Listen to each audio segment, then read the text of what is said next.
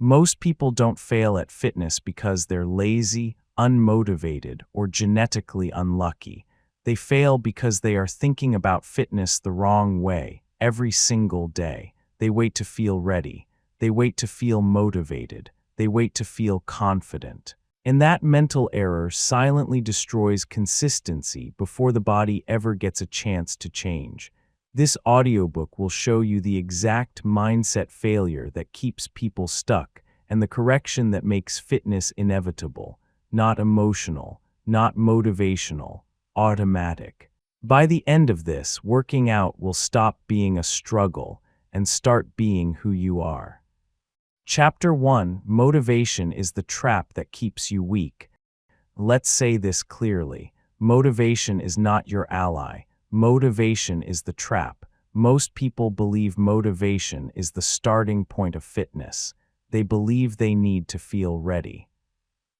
They believe they need energy, excitement, confidence, the right mood, and that belief quietly ruins them because motivation is emotional, and emotions are unstable. You feel motivated on Monday. You feel tired on Tuesday. You feel busy on Wednesday. You feel discouraged on Thursday. And by Friday, the plan is dead. Emotion-driven fitness always fails. That's not an opinion. That's a pattern. You have a choice. You can keep building your body on emotions that change hourly, or you can build it on structure that doesn't care how you feel. That's the key. Motivation feels powerful in the moment. It gives you a surge, a burst, a temporary high. You watch a video, you hear a speech, you imagine the future version of yourself, and for a moment you feel unstoppable. But motivation never lasts, and fitness demands what lasts. This is where most people get trapped. They think the problem is that they lose motivation. They think they need more inspiration, a better playlist, a new program, a new goal. No, the problem is that they're depending on something that was never meant to be depended on. Emotion-driven fitness always fails. Look at the real world. Look at the people who say, "I work out when I feel like it." They sound reasonable. They sound balanced. They sound flexible. They are not consistent. They train when the day is easy. They train when the weather is nice. They train when their mood cooperates. And they disappear the moment life applies pressure. Compare them to someone else, someone who trains on schedule. Same job, same stress, same tired mornings. But this person has a rule. Monday, Wednesday, Friday, 6 a.m. No debate, no discussion, no emotional check-in. They don't ask, "Do I feel like it?" They ask, "What time is it?" That person wins every time, not because they're more motivated, but because motivation is irrelevant to them. You have a choice. Here's the uncomfortable truth most people don't want to hear. If your fitness requires motivation, it is already fragile, because motivation requires perfect conditions, and perfect conditions do not exist. Life will interrupt you, work will drain you, stress will exhaust you, your body will feel heavy. Your mind will resist. That's normal. That's not a signal to stop. But if you've trained yourself to obey feelings, every one of those moments becomes an excuse, a rational one, a believable one. That's how people stay stuck for years while telling themselves they're trying. It's not about trying. It's about removing emotion from the decision. That's the key. You don't need to feel motivated to brush your teeth. You don't need to feel inspired to go to work. You don't need emotional alignment to pay your bills. Why? Because those actions are not emotional decisions. They are identity-based systems. Fitness must become the same. Emotion-driven fitness always fails. Let's be direct. When you say, "I just wasn't motivated," what you're really saying is, "I let my feelings decide my behavior." And feelings are terrible leaders. Feelings want comfort. Feelings want rest. Feelings want avoidance. Discipline wants progress. It's not about motivation, it's about discipline. Say that again. It's not about motivation, it's about discipline. Discipline is not loud. Discipline is not exciting. Discipline doesn't hype you up. Discipline just shows up. You don't need their permission, not your feelings, not your mood, not your past failures. You don't need permission to train. You decide, then you move. That's the shift. Most people wait for motivation before they act. Disciplined people act and let motivation catch up later. And here's the part most people miss. Motivation often comes after action, not before it. You don't get motivated and then train. You train, and then motivation appears because momentum has started. But if you never start because you're waiting to feel ready, nothing moves. You stay stuck in planning.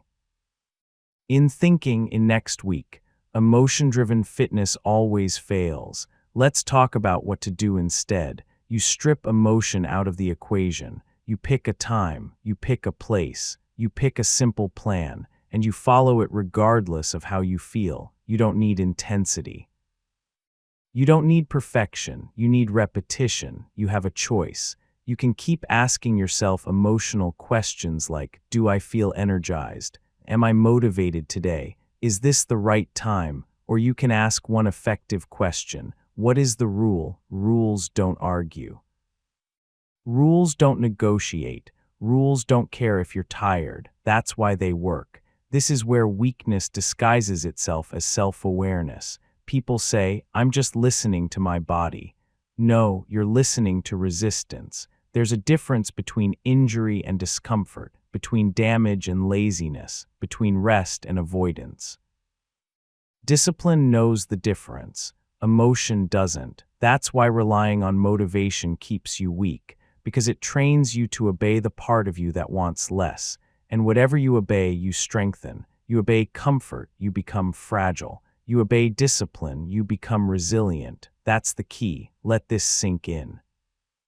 Every time you skip a workout because you don't feel like it, you are reinforcing a habit, not the habit of rest, the habit of quitting. And habits don't care about your goals. They only care about repetition. So if you repeatedly quit when emotions rise, quitting becomes automatic. That's why starting over feels so familiar to most people. They've practiced it. You have a choice. Starting today, motivation is no longer your gatekeeper. You don't wait for it. You don't chase it. You don't depend on it. You act first. You feel later. This chapter is about removing the lie that you need to feel a certain way to take control of your body. You don't. You need a decision, a schedule, a rule, because emotion-driven fitness always fails, and discipline-driven fitness compounds. You've seen the trap. Now you step out of it, but there's another enemy waiting, one that sounds logical, one that feels responsible, one that quietly delays everything. You mastered the truth about motivation. Now let's expose the habit that keeps you stuck tomorrow instead of training today. Chapter 2: Stop negotiating with your future self. There is a voice in your head that sounds reasonable, calm, logical, responsible. That voice says, not today, tomorrow. That voice says, you're tired, you deserve rest. That voice says, just this once. That voice is not your friend. That voice is a negotiator. And every time you listen to it, you weaken the system you're trying to build. You have a choice. You can treat training like a law, or you can treat it like a suggestion. Suggestions get ignored. Laws get followed. Most fitness failure doesn't come from rebellion. It comes from negotiation. People don't wake up and say, I quit. They wake up and say, I'll go later. I'll start tomorrow. I'll make it up this weekend.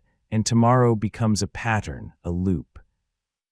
A habit of delay, that's the key. Let's be clear about what negotiation actually is. It's you trying to escape discomfort without admitting it. You don't say, I don't want to do this. You say, it makes more sense to do it later. It feels mature. It feels intelligent. It feels justified. And it quietly destroys consistency. You don't negotiate with gravity. You don't step off a building and say, I'll fall later. You don't negotiate with fire. You don't negotiate with time. Don't negotiate with training, because training works the same way. It follows laws, not feelings. You skip today and nothing explodes. That's why negotiation feels safe. But the cost is delayed, and delayed costs are the most dangerous ones. You don't feel the damage immediately. You feel it months later when your body hasn't changed, when your energy is low. When you're frustrated with yourself again, and you can't remember exactly when things went wrong. They went wrong in the negotiations. You have a choice. Every negotiation trains your brain. It teaches your mind that commitments are flexible, that promises are optional. That discomfort is something to avoid, not move through. And once that lesson is learned, it spreads. You negotiate workouts, then you negotiate meals, then you negotiate sleep, then you negotiate standards. This is how discipline erodes, not through chaos, through compromise. That's the key. Let's look at the most common lie people tell themselves. I'll go tomorrow. Tomorrow is a fantasy location. It feels close. It feels responsible. It feels like progress without effort. But tomorrow has no structure, no rule, no guarantee. Tomorrow depends on the same emotions that stopped you today. So if today failed, tomorrow will too, not because you're weak, but because you trained your brain to delay. It's not about laziness, it's about discipline. Say it again. It's not about laziness, it's about discipline. Disciplined people don't negotiate, they execute. They don't ask, should I? They ask, what's next? That's the difference. When you negotiate, you turn training into a debate, and debates exhaust you. Every decision costs mental energy. Every argument drains willpower. That's why you feel tired before you even start. You argued with yourself for an hour, and the negotiator won. You don't need their permission, not your inner lawyer, not your inner comfort seeker. You don't need permission to keep a promise you already made. Here's the behavioral shift. You decide in advance, not in the moment, not when emotions are loud. You decide when you're calm. You decide when you're clear. This is my training time. This is non-negotiable. Then when resistance shows up, there's nothing to discuss. That's the key. Rules eliminate negotiation. Systems remove emotion. If it's 6 a.m. and it's training day, you move. No mood check, no mental debate. You don't negotiate with gravity, don't negotiate with training. And let's be honest, negotiation always favors comfort. Your future self never gets a vote. Your present self always wins the argument. That's why relying on later is a trap. Your future self is disciplined. Your future self is consistent. Your future self does the work, but your present self is tired, distracted, looking for relief. And the present self always speaks louder. Unless you remove the option to negotiate, you have a choice. You can keep trusting the version of you that avoids discomfort. Or you can build a system that protects your future. This is not about being extreme, it's about being clear. Clear rules, clear times, clear expectations. Ambiguity creates negotiation. Clarity creates action. That's the key. Here's a simple instruction. If you catch yourself saying, I'll do it later, stop. Replace it with, I decided already. Not, I'll try. Not, I'll see how I feel. I decided already. Say it out loud if you have to, because every time you override negotiation, you strengthen discipline, and every time you obey negotiation, you weaken it. There is no neutral. You are always training something. Either consistency or delay. You don't need motivation. You don't need inspiration. You need to stop arguing with yourself. Strong bodies are built by decisive minds, not perfect minds, decisive ones. And once you stop negotiating, something powerful happens. Your mind quiets down. Resistance loses its leverage. Action becomes simpler, not easier. Simpler, that's the key. You are not failing because you lack knowledge. You are failing because you keep reopening decisions that should be closed. Close them. Decide once. Execute daily. You have a choice. You can keep living in tomorrow, or you can act today and build momentum, because fitness doesn't reward intention. It rewards execution. You stopped relying on motivation. You stopped negotiating with weakness. Now it's time to understand what actually sustains effort long-term. You removed emotion. You removed debate.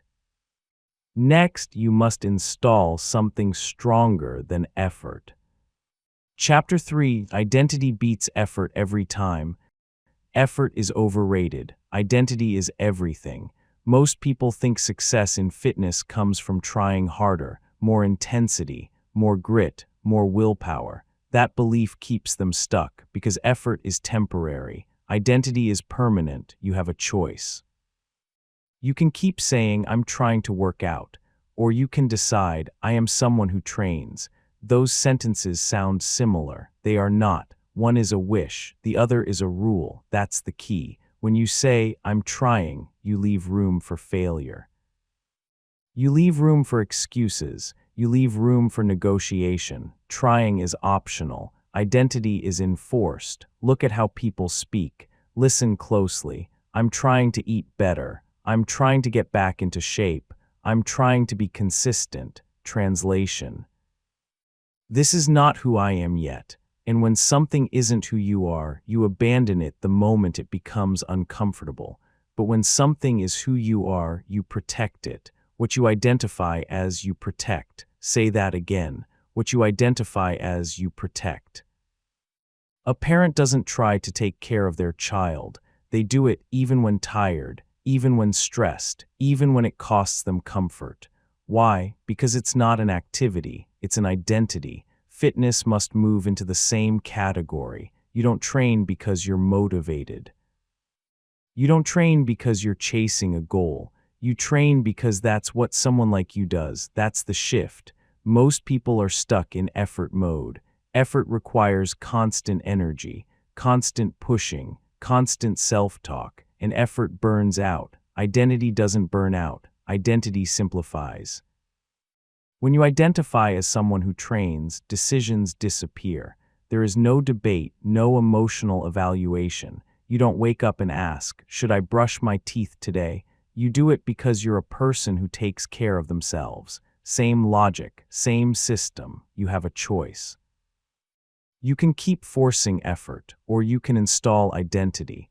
Identity changes behavior automatically. That's the key. Here's why effort fails long-term. Effort relies on how you feel today. Identity relies on who you believe you are. Feelings change. Beliefs drive behavior. If you believe you are someone who tries, quitting feels acceptable. If you believe you are someone who trains, quitting feels wrong. And your brain avoids internal conflict at all costs, so it will either change your behavior or change your identity. You choose which one. It's not about intensity. It's about consistency. Say it clearly. It's not about intensity, it's about consistency. Consistency is an identity behavior, not an effort behavior. This is why some people seem disciplined without trying. They're not special. They're aligned. Their actions match their self-image. They don't rise to the level of their goals. They fall to the level of their identity. That's the key. Now let's get practical. You don't build identity by repeating affirmations. You build identity through evidence, small, repeatable actions. You don't say, "I am fit," and hope your body follows. You act like someone who trains and the identity catches up. Action first, identity second. But once identity is installed, action becomes automatic. This is the loop most people get wrong. They wait for identity before acting. "I'll believe it when I see it." That keeps them frozen. You act first, you collect proof, then identity locks in. That's the system. You have a choice. You can keep defining yourself by your past, or you can define yourself by your rules. Your past does not own you. Your standards do. You don't need their permission. Not your old self, not your failed attempts, not other people's expectations. You decide who you are now. Here's a concrete shift. Stop saying, "I'm trying to work out." Replace it with, "I don't miss training," not as a hope, as a rule. Even if you're not perfect yet, even if you failed before, Identity is not about perfection, it's about direction. What you identify as, you protect. That means you protect your training time, you protect your sleep, you protect your recovery, not because you're extreme, because that's who you are. When identity is weak, effort must be high. When identity is strong, effort drops. That's why relying on effort keeps you exhausted. You are forcing behavior that doesn't match your self-image. Change the image. The behavior follows. That's the key. Let's be clear about something. Identity is not a label. It's a standard. Saying I'm an athlete means nothing if your actions don't match. Identity is proven in boring moments, in tired moments, in inconvenient moments. That's where it's built. You don't need motivation in those moments. You need alignment. You act in alignment with who you believe you are. So here's the instruction. Decide who you are in one sentence, not who you want to be someday, who you are now. I am someone who trains even when it's inconvenient. I am someone who doesn't skip twice. I am someone who keeps promises to myself. Pick one, then act like it today. Not big, not dramatic, simple, repeatable, because identity compounds faster than effort ever will. You have a choice. You can keep exhausting yourself with willpower, or you can build a self-image that does the work for you. Effort fades, identity stays. You removed motivation. You removed negotiation. Now you've installed identity, but there's still a problem. Even with identity, there will be days when you don't feel like moving, days when resistance shows up loud. Next, you must learn how to treat those feelings. You built the identity. Now you must stop obeying emotions. Chapter 4, Your feelings are not instructions. Your feelings are loud, they are convincing, and they are often wrong. Fatigue shows up, boredom creeps in, resistance tightens its grip, and most people treat those signals like commands. Stop, rest, not today. That's the mistake. Feelings are not instructions, they are reports. Say it again. Feelings report, systems decide. That's the key. Most fitness failure happens the moment someone asks the wrong question. How do I feel? That question hands control to the weakest part of you, because feelings are reactive. They respond to stress, to sleep, to mood, to discomfort. They fluctuate constantly. If your behavior changes every time your feelings change, you will never be consistent. You have a choice. You can let feelings dictate action, or you can let systems override emotion. Strong bodies are built by people who understand this difference. Elite athletes feel tired. Disciplined amateurs feel bored. Consistent trainers feel resistance. They don't wait for those feelings to disappear. They move anyway. That's the key. There is a myth that disciplined people feel motivated all the time. They just don't obey feelings. They acknowledge them. Then they act according to the plan. Feelings report, systems decide. Let's break this down. Fatigue does not mean you are incapable. It means your body is conserving energy. Boredom does not mean the plan isn't working. It means novelty has worn off. Resistance does not mean something is wrong. It means you are about to do something beneficial. Every productive action creates resistance. Every growth process triggers discomfort. If discomfort stopped success, nothing would ever improve. It's not about comfort, it's about discipline. Say it clearly. It's not about comfort, it's about discipline. Most people confuse discomfort with danger. They feel a little tired and assume rest is required. They feel a little bored and assume change is needed. No, sometimes what's needed is execution. You don't need their permission, not your feelings, not your mood. Not your inner voice looking for relief. You don't need permission to follow a plan you already chose. That's the key. Here's where people go wrong. They wake up tired. They check their feelings. They downgrade the workout. Then they feel guilty later, not because they were injured. Not because they needed real recovery, because they obeyed a feeling instead of a standard. And every time you do that, you teach your brain a lesson. If I feel bad, I can quit. That lesson sticks. Feelings report, systems decide. Let's talk about systems. A system doesn't ask how you feel. It checks the clock. It checks the calendar. It checks the rule. If today is a training day, you train, maybe lighter, maybe slower, but you show up. Showing up is the win. You don't have to dominate every session. You just have to refuse to disappear. That's the key. Elite athletes understand this. They train through low-energy days. They train through boredom. They train through resistance, not recklessly, not ignoring injury, but they separate sensation from decision. Pain is information. Emotion is noise. Learn the difference. You have a choice. You can treat every feeling like a veto, or you can treat feelings like weather. Sometimes it rains. You don't cancel life. You put on a jacket. Same with training. Low energy, lower intensity. Low mood, keep the schedule. Low motivation, shorten the session. But don't skip. Skipping teaches avoidance. Adjusting teaches resilience. That's the key. Let's be honest. Most people don't quit because they're injured. They quit because they're uncomfortable. And discomfort is not a stop sign. It's a toll. You pay it. You pass through. You don't need to feel confident to act. Confidence comes after action. You don't need to feel strong to train. Strength comes from training. You don't need to feel ready. Readiness is built by repetition. Feelings report, systems decide. Say it until it sticks. This chapter is about authority. Who's in charge? Your emotions or your standards, because whatever is in charge gets stronger. If emotions lead, emotions grow louder. If systems lead, discipline grows deeper. You train what you obey. That's the key. Here's a practical instruction. The next time you feel resistance, pause, name it. This is fatigue. This is boredom. This is resistance. Then ask one question. What does the system say? Not what you feel, not what you want. What does the system say? If the system says train, you train. Simple, not easy, simple.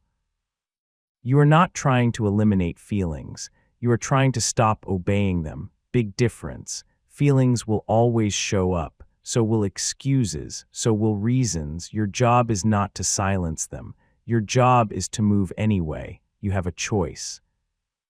You can keep letting temporary sensations control permanent outcomes, or you can act from structure. This is how consistency is built, not by perfect days, but by imperfect execution. You don't need their permission. You don't need to feel good. You need to follow the rule. Feelings report, systems decide. You've removed motivation. You've stopped negotiating. You've installed identity. Now you've taken authority away from emotions. Next, we need to address something deeper, consistency itself. Because consistency isn't a personality trait, it's a skill, and skills can be trained. You stopped obeying feelings. Now it's time to build something reliable. Chapter 5, Consistency is a skill, not a personality trait. Consistency is not something you're born with. It's not genetic. It's not a personality type. Consistency is a skill, and skills are trained. Most people believe they just aren't consistent. They say it like a diagnosis, like a permanent flaw. That belief keeps them stuck. Because if consistency is who you are, you stop trying to change it. But if consistency is something you practice, everything shifts. You have a choice. You can keep labeling yourself inconsistent. Or you can train consistency like any other skill. That's the key.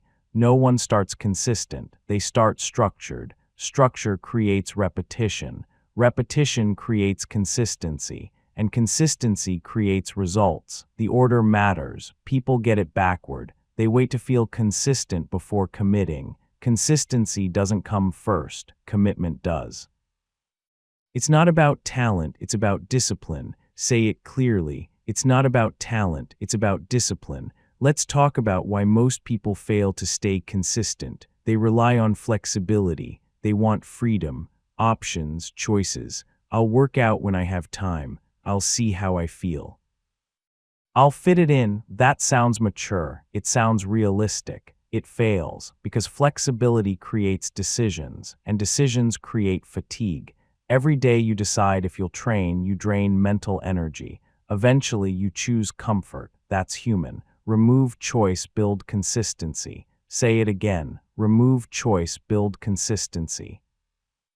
This is why fixed workout times outperform flexible plans every time. A fixed time doesn't ask permission. It doesn't negotiate. It doesn't adapt to your mood. It just arrives. And when something arrives consistently, you adapt to it. That's the key. Look at your life. You don't decide whether to go to work every morning. You don't evaluate your feelings about paying rent. Those things are fixed, so you show up. Fitness fails because people keep it optional. Optional behaviors don't become habits. They remain decisions, and decisions are fragile. You have a choice. You can keep making fitness a daily decision, or you can lock it into your schedule like a meeting. Same time, same days, same expectation. Not perfect, but predictable. Predictability beats intensity. Say it clearly. Predictability beats intensity. Consistency is built through repetition, not effort. You don't need heroic workouts. You need repeatable ones, short, simple, scheduled. That's the key. Let's address the lie that consistency requires motivation. It doesn't. It requires design. When something is designed into your day, it happens with less resistance. When it's left to chance, it disappears. You don't need their permission. Not your energy level, not your mood, not your calendar chaos. You decide once, then you repeat. That's how skills are built. Think about learning to drive, or type, or walk. Repetition trains the skill. Consistency works the same way. You don't wake up consistent. You practice being consistent. You have a choice. You can keep telling yourself you're inconsistent, or you can start acting like someone training a skill. Missed a day? Resume, not restart. Resume. That distinction matters. Restarting implies failure. Resuming implies continuity. Consistency isn't perfection. It's refusal to quit. That's the key. People who look consistent aren't flawless. They just don't stop. They miss workouts. They adjust. They continue. Inconsistent people quit completely. The difference is not discipline level. It's mindset. One group practices continuation. The other practices restarting. Practice the right skill. Remove choice. Build consistency. Let's get specific. Pick fixed days. Pick a fixed time. Not most days. Not when I can. Monday, Wednesday, Friday, 6 a.m. or 6 p.m. whatever works. But once chosen, it's locked. You don't move it unless there's a real conflict. Not discomfort. Not laziness. Conflict. That clarity trains consistency faster than any motivational speech. That's the key. And start smaller than you think you should. Consistency thrives on success, not exhaustion. 3 workouts done is better than 6 planned and 0 completed. You are training the skill of showing up. Intensity can come later. It's not about how hard, it's about how often. Say it clearly. It's not about how hard, it's about how often. You don't need to earn the right to be consistent. You earn consistency by repeating simple actions. You don't need their permission. You don't need to feel ready. You need to act. You have a choice. You can keep waiting to become consistent, or you can start practicing consistency today. Skill building doesn't care about your past. It cares about repetition, and every repetition counts, even imperfect ones. This chapter matters because consistency is the engine. Without it, identity fades, systems collapse, progress stalls. But once consistency is trained, everything accelerates. Your body adapts, your mind calms, your confidence grows, not because you're special, because you practiced, you removed motivation, you stopped negotiating, you installed identity, you stopped obeying feelings. Now you've built consistency as a skill. Next, we go deeper, because consistency doesn't start in the gym. It starts before the workout ever happens. You've built the habit. Now let's talk about where discipline is actually forged. Chapter 6. The gym is not where discipline is built. Most people think discipline is built in the gym, under the lights, under the weight, when it hurts. That's wrong. The gym only reveals discipline. It doesn't create it. Discipline is built before the workout. In private, in silence, when no one is watching, that's the key. What you do before the moment of action determines whether action happens at all. Preparation decides performance. Say it again. Preparation decides performance. Most people lose the workout hours before it starts.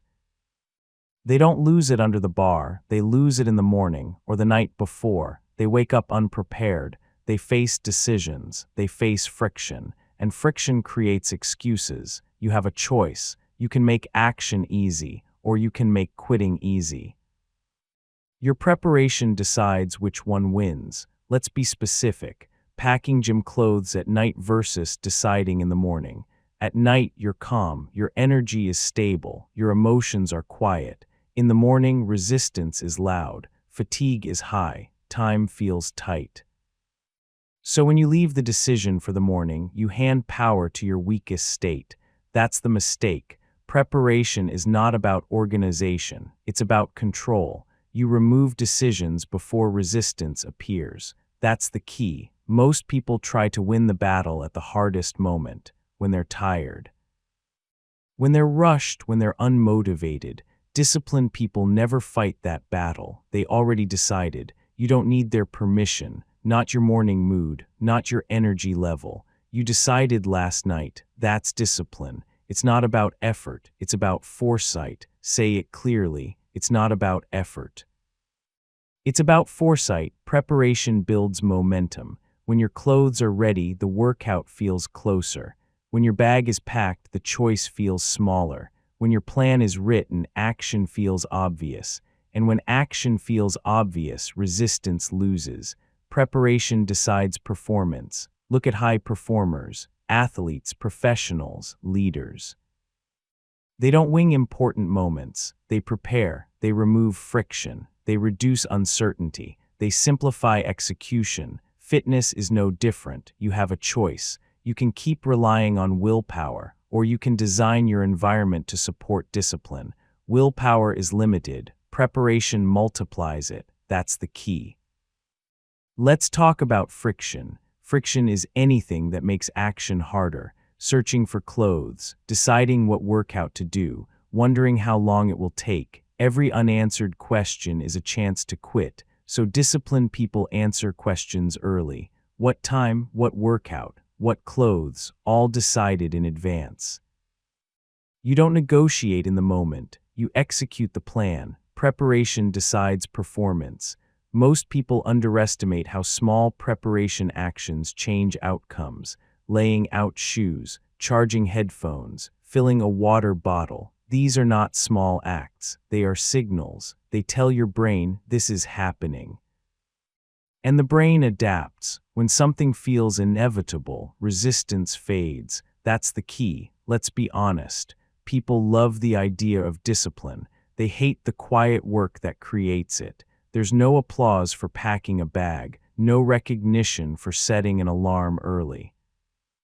But that's where the work is done. Discipline is built when no one is watching. That's why it lasts. You don't need their permission, not social approval, not validation. You're building something internal. Here's a rule. If you want to be consistent tomorrow, prepare tonight. Always, no exceptions. Preparation is not optional. It's part of the workout. Say it clearly. Preparation is part of the workout. Skipping preparation is like skipping warm-up and wondering why you're injured. You don't feel the cost immediately. You feel it when resistance shows up and wins. You have a choice. You can keep hoping you'll feel ready, or you can make readiness irrelevant. Prepared people don't wait to feel ready. They act, and action builds confidence, not the other way around. Preparation decides performance. Let's give you a concrete system. Before bed, answer 3 questions. What time am I training? What am I wearing? What is the first exercise? That's it. 3 answers. Write them down if you have to. When the alarm goes off, there is no thinking. There is movement. That's discipline. It's not loud. It's not dramatic. It's quiet, and it works. Most people fail because they fight too late. They try to summon strength in the moment of weakness. That's backwards. Strong systems protect you when you're weak. That's the key. Preparation also builds identity. Every time you prepare, you reinforce who you are. I am someone who takes this seriously. I am someone who follows through. You're not just packing clothes, you're casting votes for your identity, and identity compounds. What you identify as you protect. Preparation protects consistency. You don't need to feel disciplined to prepare. You prepare and discipline follows. You have a choice. You can keep leaving success up to chance, or you can engineer it. Fitness is not a test of character. It's a test of systems. Remove friction. Reduce decisions. Prepare early. Preparation decides performance. You've trained consistency. You've built structure. Now you've learned where discipline actually lives. But there's another enemy waiting, one that feels comfortable, safe, normal, comfort itself. You've built discipline in silence. Now it's time to confront what's slowly weakening your body. Chapter 7: Comfort is the real enemy of health. Most people think age is what weakens the body. It's not. Comfort does more damage than time ever will. Say it clearly. Comfort is the real enemy of health. Modern life has removed effort from everything. You don't walk far, you don't lift often, you don't strain regularly, and the body adapts, not upward, downward. Comfort feels good now and costs you later. That's the key. Look around. Elevators instead of stairs, chairs instead of movement, screens instead of interaction, delivery instead of effort. None of these are evil on their own, but together they create a body that is never challenged. And a body that is never challenged gets weaker. Not suddenly, quietly. You don't wake up broken. You wake up adapted to ease. You have a choice. You can design your life for comfort, or you can design it for capability. You cannot have both long-term. Comfort always wins in the short term. Capability always wins in the long term. That's the trade. Comfort feels good now and costs you later. Most people don't connect their daily ease to their future pain. They think soreness means something is wrong. They think exertion is dangerous. They think rest is the default state. It's not. The human body was built to move, to lift, to carry, to strain. When those signals disappear, the body interprets it as decline. Muscle atrophies, bones weaken, joints stiffen, energy drops, not because you're aging, because you're adapting to comfort. It's not about age, it's about discipline. Say it clearly. It's not about age, it's about discipline. Elite performers don't avoid discomfort.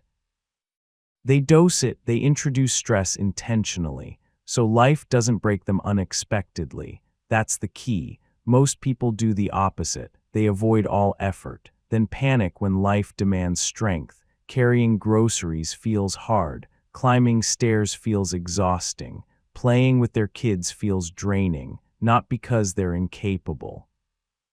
Because they've trained comfort. You train what you repeat. You repeat ease, you get weakness. You repeat challenge, you get resilience. You have a choice. You can keep optimizing for convenience, or you can start inserting effort back into your day. Not extreme, intentional. This chapter is not about suffering. It's about exposure. The body needs stress to stay alive. Controlled stress, planned stress, purposeful stress. Training is stress. Walking is stress. Standing instead of sitting is stress. And stress in the right dose heals. Comfort feels good now and costs you later. Look at the habits people defend. I just like being comfortable. I've earned rest. I don't want to overdo it. Those phrases sound harmless. They're not. They create a lifestyle where the body never works, and a body that never works becomes fragile. You don't need their permission, not society's. Not your own comfort-seeking voice. You are allowed to be uncomfortable. Discomfort is not punishment, it's preparation. That's the key. Let's talk about chairs. Sitting is the most normalized form of inactivity. Hours at a desk, hours on a couch, hours in a car. The body adapts to that position. Hips tighten, back weakens, posture collapses. Then people blame genetics or age or bad luck. No, it's adaptation. Same with screens. Your eyes strain, your neck bends, your attention fragments, and you wonder why energy is low. Comfort feels good now and costs you later. This is not about eliminating comfort. It's about limiting it. Comfort should be recovery, not lifestyle. Recovery supports effort. It should not replace it. You have a choice. You can rest from effort, or you can rest instead of effort. One builds health, the other erodes it. That's the key. Here's how to fight comfort. You insert movement where convenience exists. Take the stairs, walk when you can drive, stand when you can sit, carry things, lift things, use your body, not as punishment, as maintenance. Your body is not fragile, it's adaptive. Give it a reason to adapt upward. Comfort feels good now and costs you later. Say it until it sticks, and let's be honest. Most people are not overtraining, they're understressing. They do too little, not too much. The body needs resistance to stay capable. Remove resistance and capability fades. You don't need motivation for this. You need awareness. Every time you choose the easier option, ask yourself one question. Is this making me stronger or weaker? That's the key. Sometimes the answer will be rest. That's fine. But most of the time the answer is weaker. Choose strength. You have a choice. You can continue living in maximum comfort, or you can build a life that keeps you capable. Health is not maintained by ease, it's maintained by use. Use your body, challenge it, respect it. You've removed motivation, you've built discipline, you've trained consistency, you've prepared in silence. Now you understand the enemy, comfort. Next, we shift focus, because avoiding comfort is not enough. You must stop chasing outcomes and start installing systems. You face the cost of comfort. Now let's talk about why results-focused thinking keeps people stuck. Chapter 8: Stop chasing results, install the process. Most people quit fitness not because it doesn't work. They quit because it doesn't work fast enough. They are chasing results, and results are delayed. That delay breaks them. That's the key. A results-focused mind is impatient. It watches the scale, the mirror, the timeline, and when the numbers don't move fast enough, doubt creeps in. Is this working? Am I doing it right? Should I change something? And soon after they quit, not because the process failed, but because they never committed to it. You have a choice. You can keep chasing outcomes, or you can install a process and let outcomes arrive on their own schedule. Fitness rewards patience. It punishes urgency. Say it clearly. Fitness punishes urgency. Look at the most common failure pattern. Someone starts strong. They train hard for 2 weeks. They eat clean for 14 days. They expect visible change. When it doesn't show up immediately, they assume something is wrong. So they stop. That's not discipline. That's impatience. Compare that to someone else. They commit to 6 months. No drama. No constant evaluation. They follow the same process day after day. They don't ask if it's working. They trust the system. 6 months later, the results are undeniable. Same body, same genetics, different mindset. That's the key. Results-focused people quit early. Process-focused people last long enough to win. Say it again, fall in love with the process, not the outcome. Outcomes are uncontrollable in the short term. Processes are controllable today. When you focus on what you can control, consistency becomes easier. When you focus on what you can't control, frustration grows. You don't need their permission. Not the scale S, not the mirror S. Those are lagging indicators. They report what you did weeks ago. The process decides what happens next. That's the key. Here's the trap. Results give dopamine. they feel good, they validate effort, so people chase them. But when results slow down, motivation drops. That's why outcome-based motivation always collapses. It's not about motivation, it's about discipline. Say it clearly. It's not about motivation, it's about discipline. Discipline does the work without reassurance. Process-focused people understand something important. If the system is correct, results are inevitable. Not today, not tomorrow, but eventually. And eventually is enough. You have a choice. You can keep checking for proof, or you can keep executing the plan. Execution builds proof over time. Checking builds doubt. Fall in love with the process, not the outcome.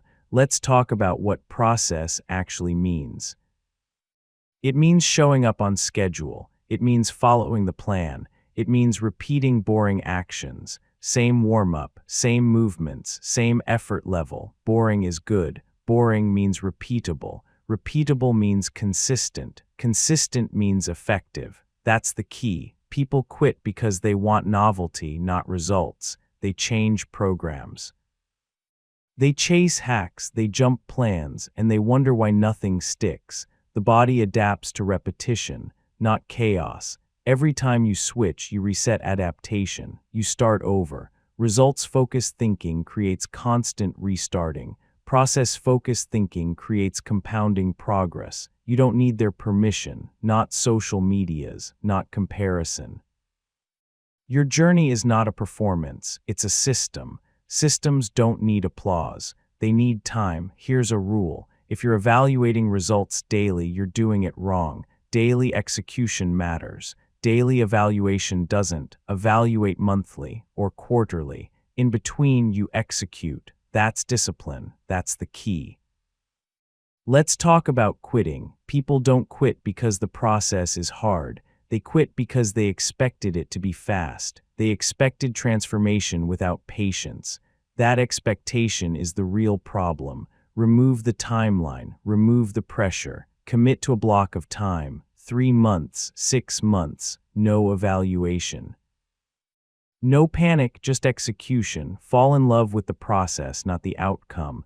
When you do that, something shifts. Workouts become simpler. Emotion settles. Consistency improves. Because you're no longer chasing proof. You're building trust. Trust in the system. Trust in yourself. That's the key. And here's the irony. When you stop obsessing over results, they arrive faster. Because stress drops. Sleep improves. Consistency increases. The process works better when it's not under constant scrutiny. You have a choice. You can keep demanding proof, or you can keep doing the work. Fitness doesn't respond to pressure. It responds to repetition. Say it clearly. Fitness responds to repetition. You don't need motivation to repeat. You need a system. You've already built it. Fixed times, preparation, consistency. Now stop sabotaging it with impatience. Fall in love with the process, not the outcome.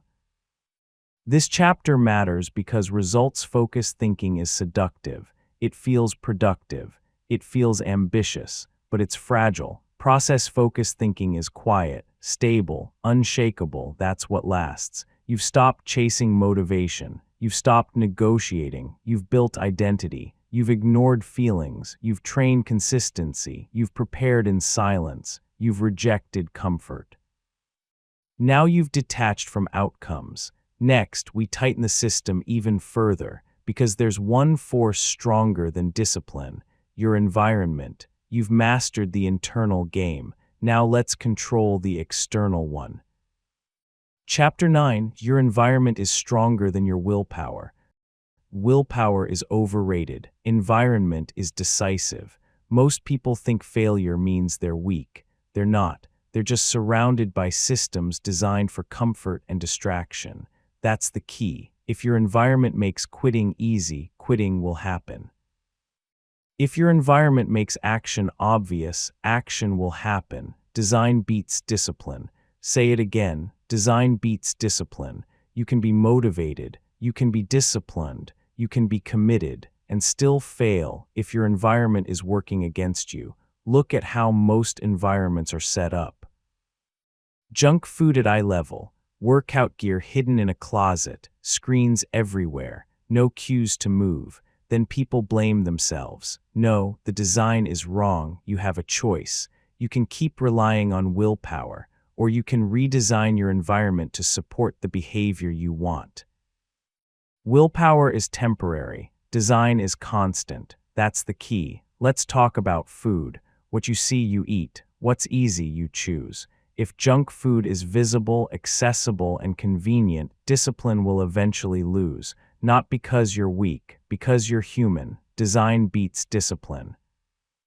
Put the food you want to eat where you can see it. Put the food you don't want out of reach or out of the house. This is not cheating, it's strategy. You don't need their permission, not your ego's, not anyone's. You're allowed to make good choices easier.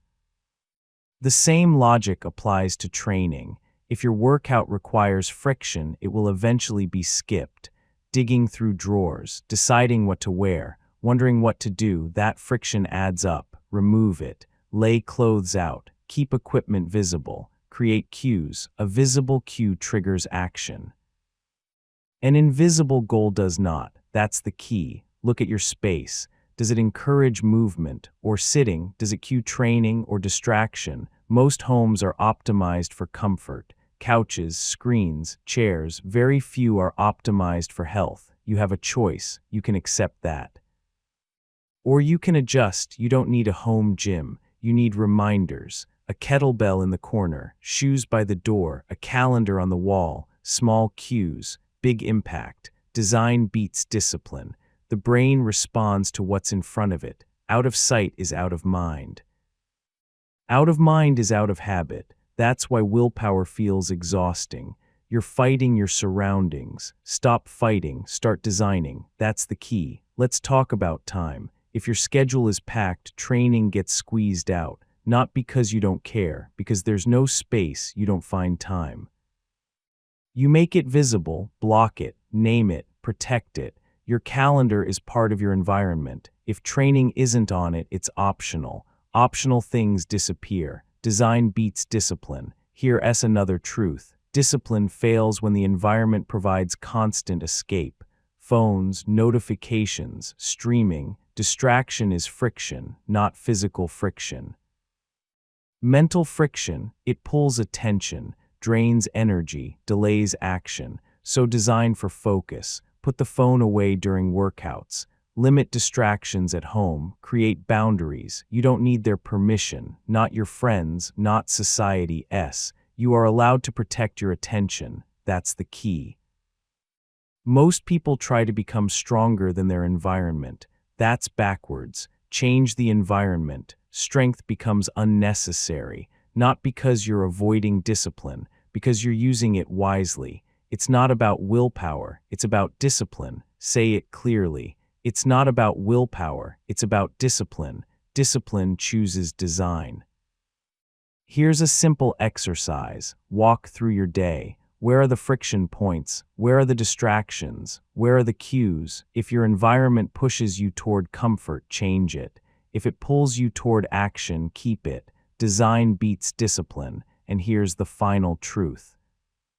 Your environment will win in the long run, every time. So either design it intentionally, or let it design you. You have a choice. You can keep blaming yourself, or you can build surroundings that support who you're becoming. Strong bodies are not built by heroic effort.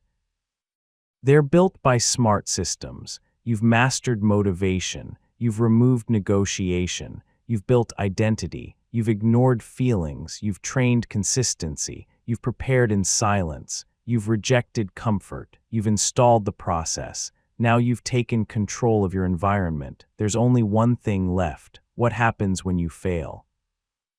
Because you will. The difference between people who succeed and people who don't is not perfection. It's what they do next. You've designed everything. Now let's lock it in for life.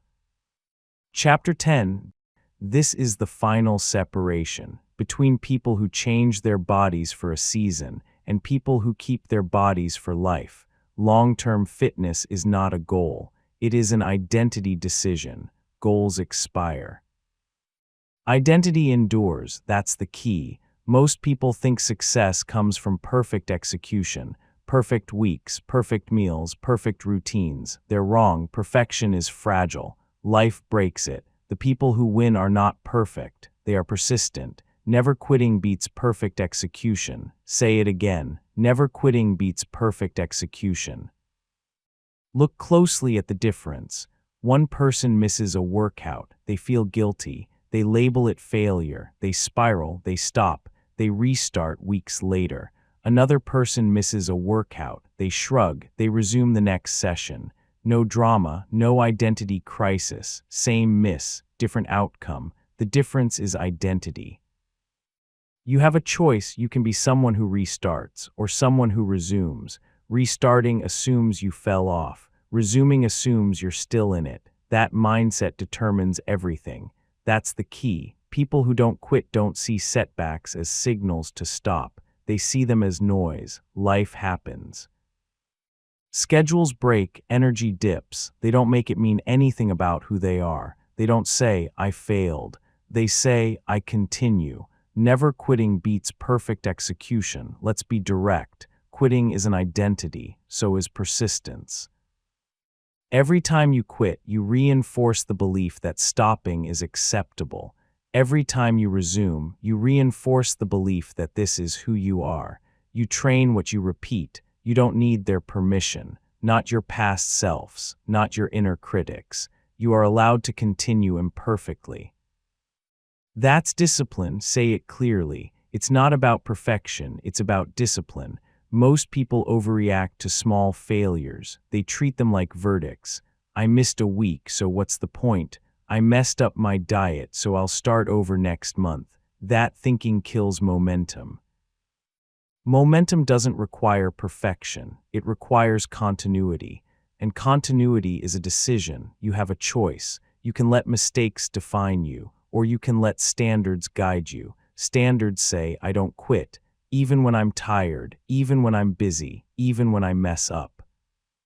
That's the identity you're building. That's the key. Here's a hard truth. Most people don't fail because they lack discipline. They fail because they attach meaning to setbacks. They personalize them. They think missing a workout means they're inconsistent. They think eating poorly means they're weak. No. It means you're human. The people who win accept that and keep going. Never quitting beats perfect execution. This is not about intensity. It's about duration. Who stays in the game longer? Fitness rewards the person who stays, not the one who sprints and collapses.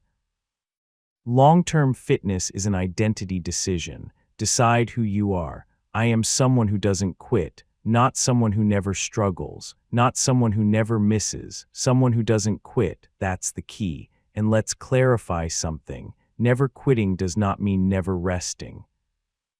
It does not mean ignoring injury. It does not mean forcing misery. It means you don't abandon the identity. You adjust, you adapt, you continue. You don't disappear. You don't need their permission. Not guilt, not shames. You don't need to punish yourself to be disciplined.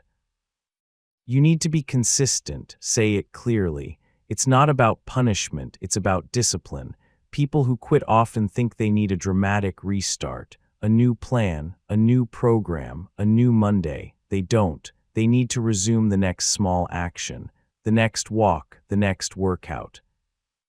The next meal. Small actions rebuild momentum faster than big declarations. That's the key. Here's a rule that changes everything. Never miss twice. Miss once, fine. Miss twice, now it's a pattern, so you interrupt it. This rule protects identity. It says, I may stumble, but I do not stop. Never quitting beats perfect execution. You have a choice. You can keep chasing flawless streaks, or you can build an unbreakable standard. Streaks end, standards last, and the strongest standard you can hold is this: I don't quit. Everything else is flexible. Intensity changes, schedules shift, plans evolve. Identity stays, that's the key. Think long-term. 5 years from now, the body you want will not be built by one perfect month. It will be built by thousands of average days you didn't quit on. Average days count. Boring days count. Messy days count, as long as you continue. You don't need motivation for this. You need commitment. Commitment to the identity. Long-term fitness is not about being extreme. It's about being durable. Durable habits, durable systems, durable mindset. You've built all of them. You removed motivation as the driver. You stopped negotiating. You installed identity. You ignored feelings. You trained consistency. You prepared in silence. You rejected comfort. You trusted the process. You designed your environment. Now you choose one thing. You don't quit. That's it. That's the whole system. Never quitting beats perfect execution. Say it one last time. Never quitting beats perfect execution. This audiobook was never about workouts. It was about control. Control over decisions. Control over identity. Control over your future body. You have a choice. Quit again or become the type of person who never does. Choose once, then continue. Most people fail at fitness because they keep treating it like a phase instead of a system. They wait for motivation. They trust emotions. They negotiate with weakness. You don't do that anymore. You don't train because you feel good. You train because it's who you are. You don't chase results. You install structure.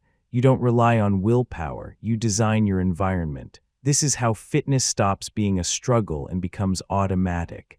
Now here's the challenge. Choose one fixed time, one simple workout, one non-negotiable rule. Start today, not perfectly, but permanently. Because the strongest body is built by the mind that refuses to quit.